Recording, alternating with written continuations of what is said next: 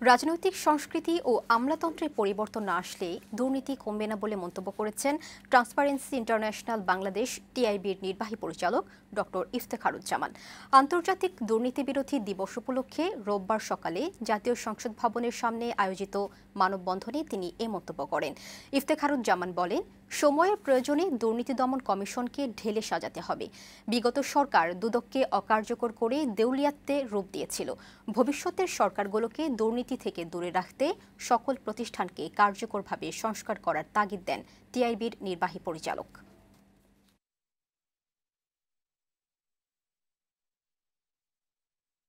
যতদিন পর্যন্ত বাংলাদেশে বিশেষ করে রাজনৈতিক সংস্কৃতি ও আমলাতান্ত্রিক সংস্কৃতিতে ইতিবাচক পরিবর্তন না আসবে, দুর্নীতি বিরোধী চেতনা যেটি আমাদের বৈষম্য বিরোধী আন্দোলনের মূল চেতনার অন্তর্ভুক্ত ছিল, তার থেকে মূল শিক্ষা যতদিন পর্যন্ত আমাদের রাজনৈতিক নেতৃবৃন্দ এবং আমলাতন্ত্র ধারণ করতে না পারবে, চর্চা করতে না পারবে, ততদিন পর্যন্ত কিন্তু বাস্তবে দুর্নীতি দমন কমিশন কোনো দুর্নীতি বিরোধী উদ্যোগে কার্যকর হবে না।